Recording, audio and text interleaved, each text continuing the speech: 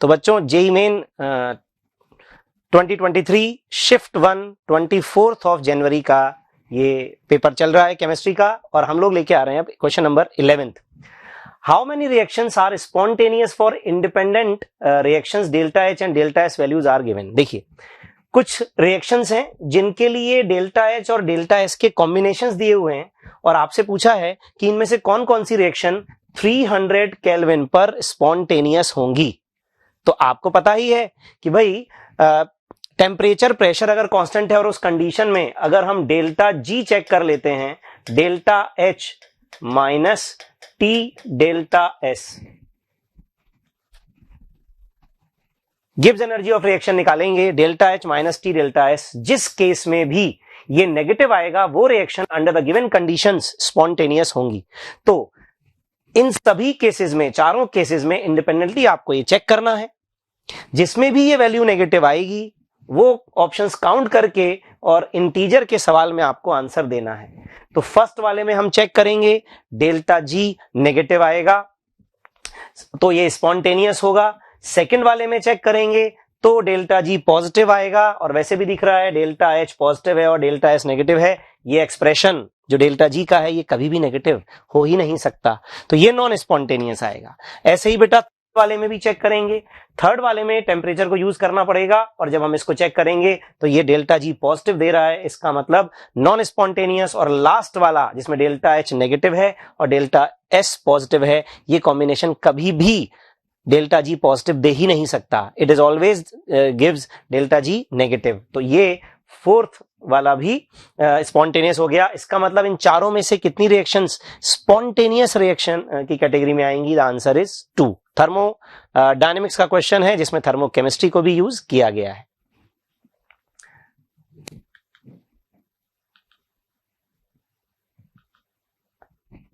Now coming to the next question, freezing point of solution. ये solution and colligative property का question है। Freezing point of solution is less than that of pure solvent. Pure solvent के comparison में solution का freezing point कम होता है। आपको प्रॉपर्टी का नाम भी पता है, depression in freezing point. Which of the following statements are correct? तो इसके ऊपर बेटा ये थ्योरेटिकल क्वेश्चन है। थ्योरेटिकल क्वेश्चंस बड़े ध्यान से हमें पढ़ने पड़ते हैं। Vapour pressure of solution is less than that of pure solvent. Vapour pressure of solution is greater than that of pure solvent. कौन सा इसमें से करेक्ट है? तो बेटा according to Raoult law vapour pressure of solution is less than that of pure solvent. Statement A is correct. Now जब freezing point का experiment होता है तो only solvent molecules will freeze या only solute molecules will freeze. मैं आपको बता दूं सारी कॉलिगेटिव प्रॉपर्टीज के लिए जिन सॉल्यूशन को हम कंसीडर करते हैं they are the solutions of non volatile solute, यानी वो सॉल्यूट जो जिस फेज में है उसी फेज में रहेंगे, वो फ्रीज नहीं होंगे। तो सॉल्यूट मॉलिक्यूल विल फ्रीज, ये डी स्टेटमेंट गलत है। Only solvent molecule will freeze, ये सी स्टेटमेंट सही है। क्वेश्चन इस तरह से पूछा है, first option A and B are correct, A and C are correct, C and D are correct and A B D are correct. इस तरह के कुछ कॉम्बिनेशंस होंगे। हो सकता है ये मेमोरी बेस्ड क्वेश्चन होने की वजह से हमारे पास ऑप्शन सही हो या ना हो, बट ए एंड सी इसके हिसाब से जो हमारा आंसर है, ये दो स्टेटमेंट करेक्ट होने चाहिए।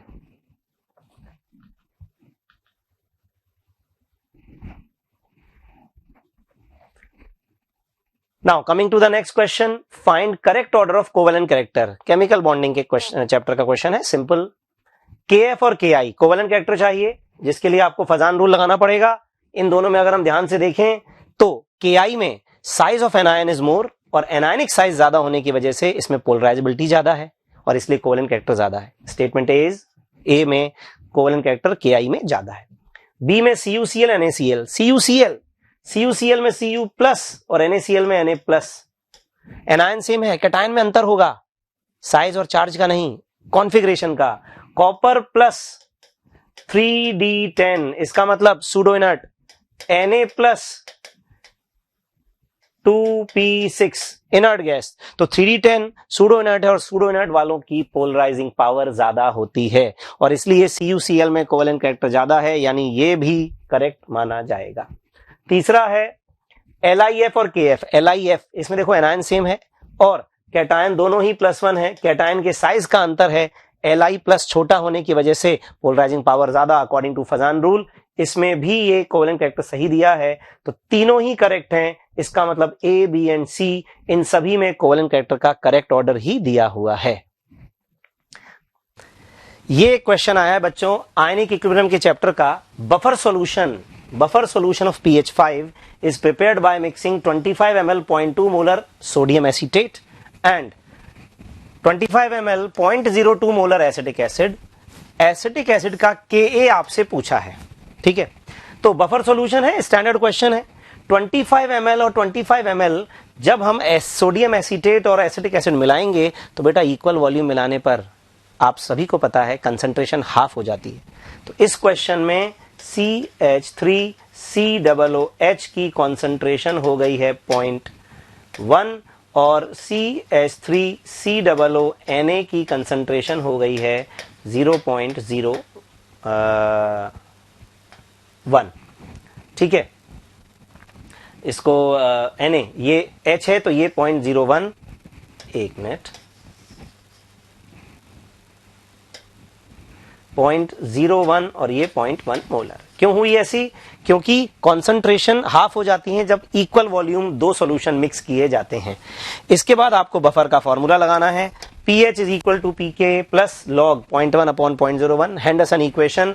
तो pH की वैल्यू बेटा 5 है, pK प्लस ये आ गया log 10, तो pK 4 आ गया, यानी K हो गया 10 to the power -4। लेकिन ध्यान से यहां पे K की value x into 10 to the power 5 -5 बोली है, तो आपको इसको कंपेयर करना पड़ेगा इससे, और यहां से देखने से लग रहा है कि x की वैल्यू बेटा क्या आएगी 10।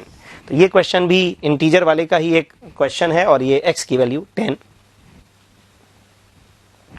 मेटलर्जी भी एक ऐसा टॉपिक है जिसका क्वेश्चन जेईई मेन में आता ही है। कॉलम 1 कॉलम 2 ऑब्जेक्टिव क्वेश्चन है। कॉलम 1 2 में करेक्ट मैच आपको इसमें देना है, ठीक है। इसमें कॉलम 1 में कुछ प्रोसेसेस दिए हैं, जोन रिफाइनिंग, इलेक्ट्रोलिसिस, इसके अलावा है रिवर्बरेटरी फर्नेस और ब्लास्ट फर्नेस, ये कुछ कॉम्बिनेशंस हैं और पूछा है किस किस के लिए यूज होते हैं। तो सबसे पहले ही मुझे सब बच्चों को ये याद आ जाता है कि ब्लास्ट फर्नेस में कौन से एलिमेंट की मेटलर्जी होती है, आयरन की, और उससे पिग आयरन ही प्रोडक्ट बनता है। रिवर्बरेटरी फर्नेस में बेटा कॉपर की मेटलर्जी होती है।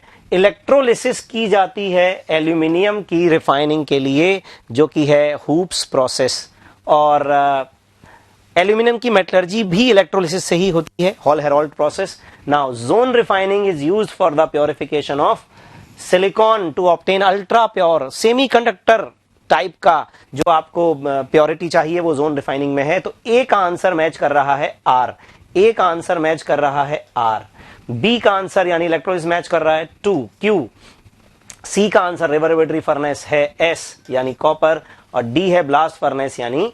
अब इसमें हो सकता है कि कॉम्बिनेशंस अलग अलग दिए हों, लेकिन क्योंकि बच्चे ये मेमोरी बेस्ड है, हम यहां पे ये डिस्कस कर सकते हैं कि कौन से ऑप्शन का किसके साथ मैचिंग होगी। सही आंसर कौन सा है ये आप पेपर में जो दिया हुआ है उसके हिसाब से करेंगे।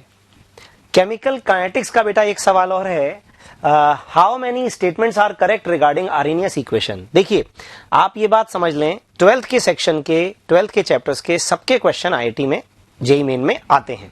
केमिकल काइनेटिक्स भी हर साल एक क्वेश्चन देता ही है। Arrhenius equation Ka(-EA/RT),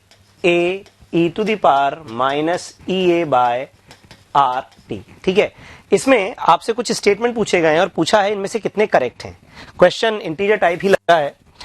on increase EA rate constant increase, अगर आप EA यानी एक्टिवेशन एनर्जी इंक्रीज करते हैं तो जिसकी एक्टिवेशन एनर्जी ज्यादा उसकी रेट तो कम हो जाती है, भाई रेट कांस्टेंट कम हो जाता है, e⁻⁻ में है, डायरेक्ट क्वेश्चन।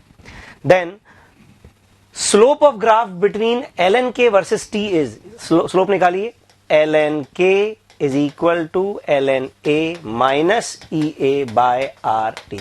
दोनों ही साइड में हमने ln नेचुरल लॉग ले लिया है, तो log k यानी ln(k) वर्सेस 1/T का ये जो ग्राफ है, इसका स्लोप, ये स्ट्रेट लाइन होगा और इसका स्लोप क्या होगा, यहां से दिखाई दे रहा होगा, माइनस EA/RT। तो ये statement slope of ln(k) versus 1/T is minus EA/RT, ये फर्स्ट स्टेटमेंट करेक्ट है। और second statement on increase EA ये भी करेक्ट है, रेट कांस्टेंट डिक्रीज, दोनों स्टेटमेंट करेक्ट है। तीसरे स्टेटमेंट पे on increase in temperature coefficient decrease. What is temperature coefficient? 1 upon k dk by dt. It is fractional rate of change of k.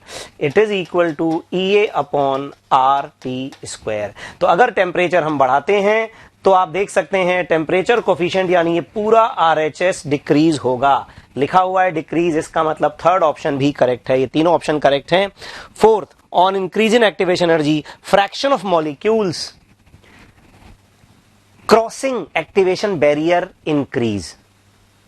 तो अगर हम एक्टिवेशन एनर्जी बढ़ा देंगे यानी जो बैरियर है उसकी हाइट बढ़ा देंगे तो उसको क्रॉस करने वाले मॉलिक्यूल्स का नंबर कम हो जाएगा. मैं आपको याद दिला दूं, ये जो fraction of molecules crossing energy barrier होता है ये होता है e to the power minus EA by RT. तो एक्टिवेशन एनर्जी बढ़ाने पर ये जो फ्रैक्शन है which is e to the power minus EA by RT, this is the fraction of molecules crossing energy barrier, ये घटेगा और इसने बोला है इंक्रीज. इसका मतलब ये वाला ऑप्शन गलत है. तो ये चार ऑप्शन जो दिए हैं इनमें से 3 ही करेक्ट है. इस सवाल का आंसर होगा 3 और मेमोरी बेस्ड क्वेश्चन के हिसाब से ये बच्चों ने इंटीजर में बताया है. Answer should be 3.